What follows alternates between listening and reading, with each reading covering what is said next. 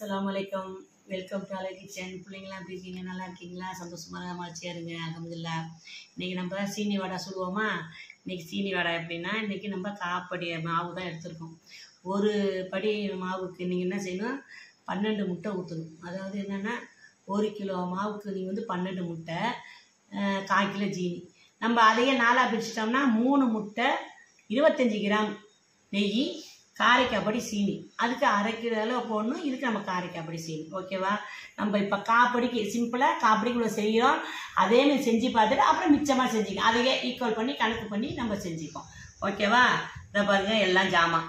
பச்சரிசி மாவு, 3 முட்டை, கொஞ்சோண்டு சோடா போட்டுங்க. பெருஞ்சீரகம் இல்லாமல் அரைக்காதீங்க. மாவு அரிசி அரைக்கிறதா இருந்தால் பெருஞ்சீரகம் போட்டு அரைச்சிங்க. வேறு அரிசியாக இருந்தால் பெருஞ்சீரகத்தூள் போட்டுங்க. இந்த 25 கிராம் நெய், சீனி வச்சுருக்கேன். சொட்டுக்கோன்னு உப்பு, கலர் பவுட்ரு கொஞ்சம் கலர்ஃபுல்லாக. ஏன்னா நாட்டுக்கோழி முட்டை நீங்கள் ஊற்றுனீங்கன்னா கலர் பவுட்ரு போட வேணாம்.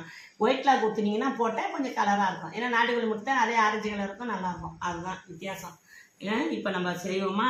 ஓகேவா? வாங்க வீடியோக்குள்ளே போகலாம். இந்த 3 முட்டை இருக்குடாமா, பார்த்துக்கிட்டிங்களா? இந்த 3 முட்டையும் இதில் ஊற்றி நம்ம நல்லா கலக்கணும். ஓகேவா? அதை பாருங்கள், சீனியும் கரையின்னு போடுவேன். இந்த பாருங்கள், நல்லா கலக்கிங்க.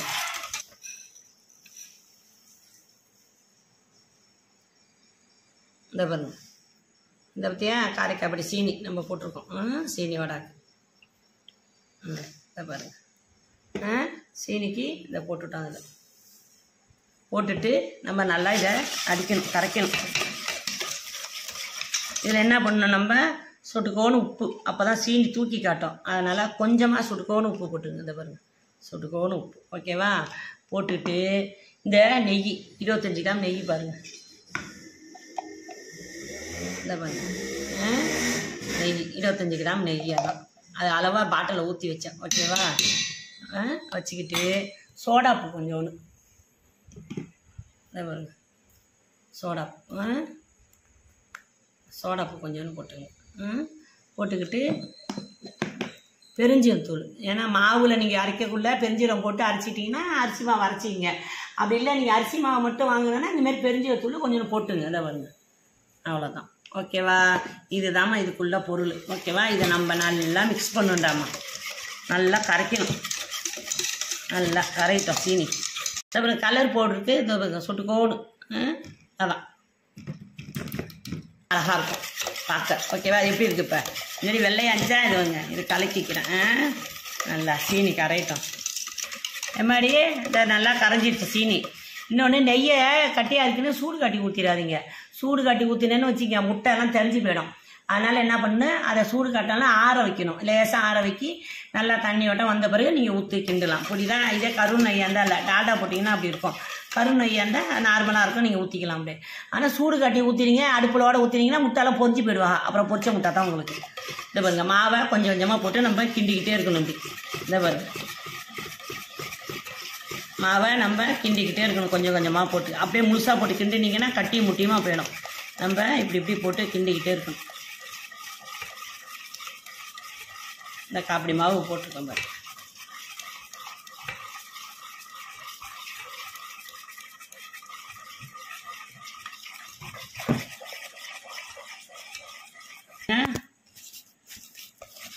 பார்த்துங்க நல்லா, என்னம்மா நல்லா பார்த்துங்க. இந்த கிண்டியாச்சு. கிண்டோடனே நம்ம இதை வந்து நம்ம ஒரு 2 மணி நேரம் அப்படியே வச்சிடணும். உடனே சுடக்கூடாது.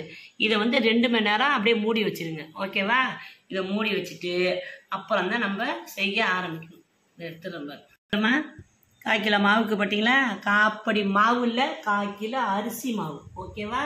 அதை போட்டுக்கிட்டு நீங்கள் அரைக்கணும். இந்தமாரி செஞ்சுக்கணும். என்ன, நீங்கள் வெறும் காப்படி மாவு மட்டும் அரிசி மாவு எடுத்து போட்டிங்கன்னு வச்சிங்க, இப்படி வராது. ஒரு படி அரிசினா கொஞ்சம் கூட வரும். அதையும் புரிஞ்சுங்க, நல்லா திடமாக பார்த்துங்க. இது காப்படி அரிசி மாவு. ஓகேவா? ஆமாம், 2 மணி நேரம் ஊற வைங்க அப்படியே. ஓகேவா? அவ்வளோதான். 2 மணி நேரம் சென்று நம்ம செய்யணும். இதை பாருமா, மாவு பிசைஞ்சு வச்சுருக்கோமா, எடுத்துட்டேன்னா 2 மணி நேரம் மேலே ஆயிடுச்சு. பரவாயில்ல, 2 மணி நேரம் 3 மணி நேரம் இருந்தாலும் பயப்படாதீங்க.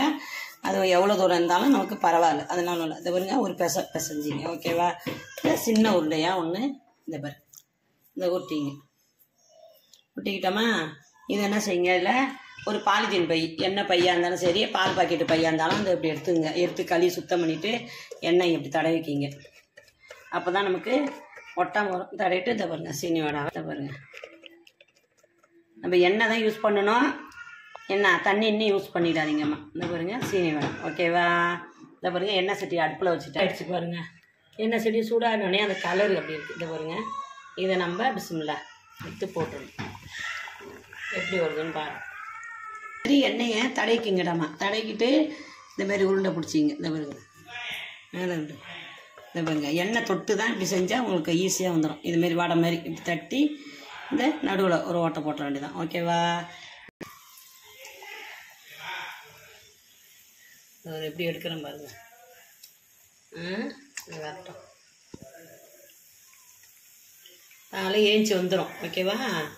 இந்த எண்ணெய் சட்டியில் அப்படியே லேசாக செவந்த உடனே நம்ம எடுத்துட வேண்டியது தான். அது வந்துடுச்சு பாருங்கள்.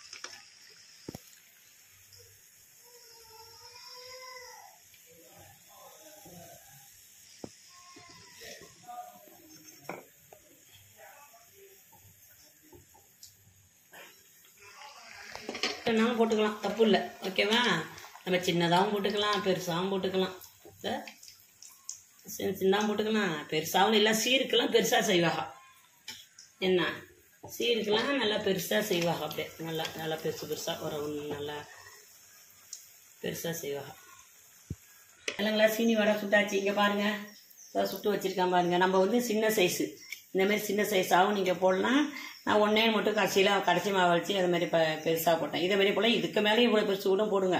போட்டு சீருக்கெல்லாம் கொடுக்குங்க. இதேமாதிரி சீனி வடை செஞ்சு பாருங்கள், சாப்பிடு. அதுக்கடையே என் பேத்தி பாருங்கள் எடுத்து புட்டுட்டு வச்சுட்டாங்க, தின்னுட்டு பாக்கி வச்சுருக்காங்க பாருங்கள்.